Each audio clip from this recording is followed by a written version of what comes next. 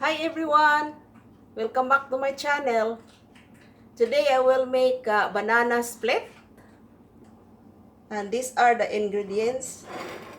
One banana, French vanilla ice cream, Cool Whip, sundae syrup, chocolate toppings from Smuckers, and cherries, pitted cherries. First thing I'm gonna do is just cut this banana.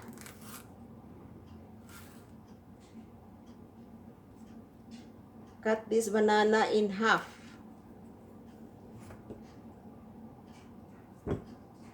And then slice it.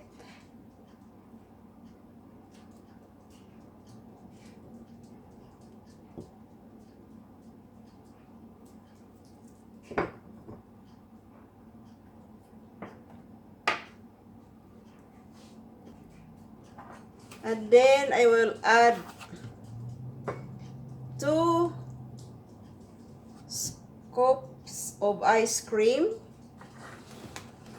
Set that aside. And then the Cool Whip. Syrup. Then Oh, the syrup. the Cool Whip. That's strawberry.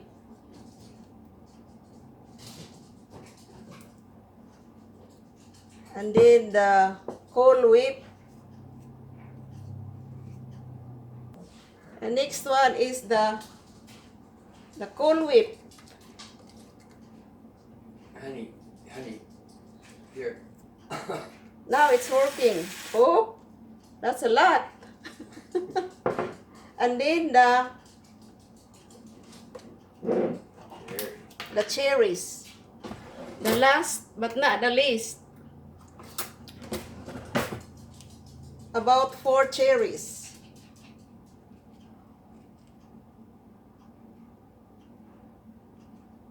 There. And the second one. See, what's in the matcha?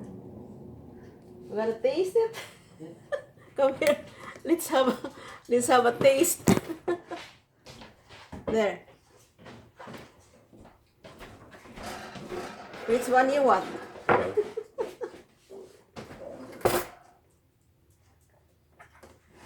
It's chocolate.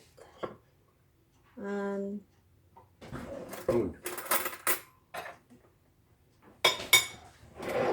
let's taste it.